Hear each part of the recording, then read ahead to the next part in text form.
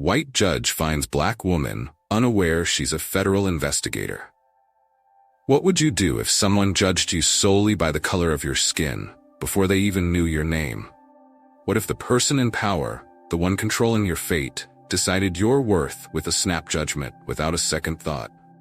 Imagine this: a woman steps into a courtroom, her pulse quickening, not because she's guilty, but because she knows what's coming. How do you stand your ground when you know the system is stacked against you? The courtroom was sterile, its fluorescent lights casting a harsh glow over the polished wood of the bench. In the defendant's chair sat Sophia Johnson, a black woman in her late 20s. Her tailored suit spoke of professionalism, yet in this space her attire didn't matter. As Judge Samuel Price caught sight of her, his expression hardened. His brows furrowed, and his lips tugged into a faint smirk. He had no idea who Sophia was. All he saw was her dark skin, and from there he assumed the worst. "Another one," he muttered under his breath, just loud enough for the bailiff and the court clerk to hear. They exchanged uncomfortable glances but said nothing. What assumptions do people make about you before you even speak? How many times do you have to prove you belong? Sophia was there for a minor traffic violation, a ticket issued by an officer who had tailed her car for miles before pulling her over. The officer claimed she rolled through a stop sign, but did she? Or was she just another black driver in the wrong place at the wrong time? As Sophia prepared to present her case, Judge Price raised a hand, cutting her off.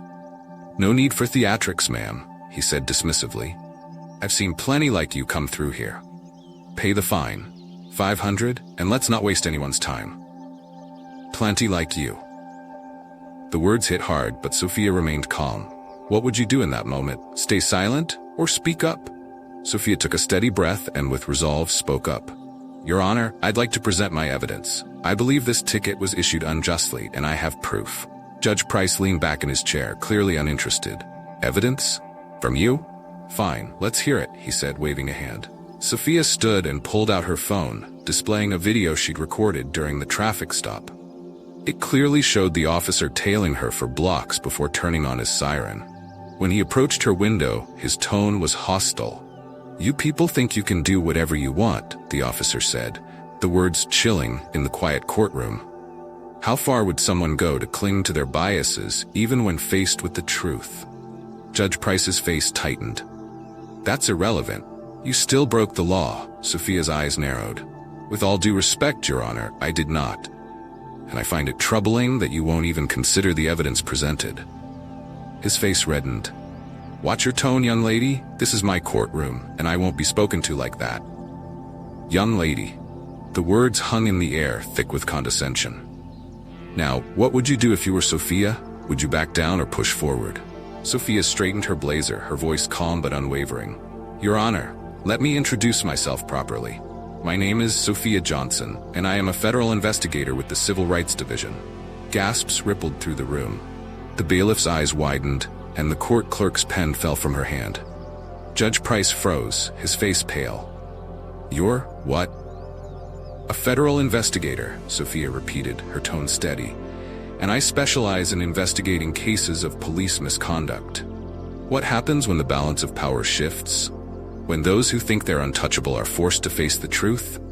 Judge Price stumbled for words. "I didn't know." "That's clear," Sophia interrupted.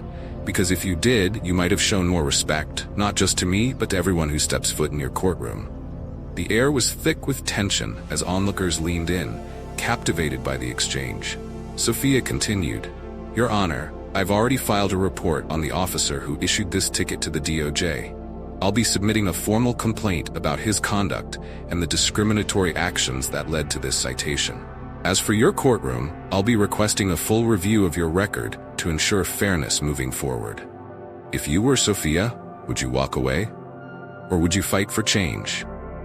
The next week, headlines read, "Federal Investigator Confronts Biased Judge and Racist Officer." The officer was placed on administrative leave as an investigation was launched.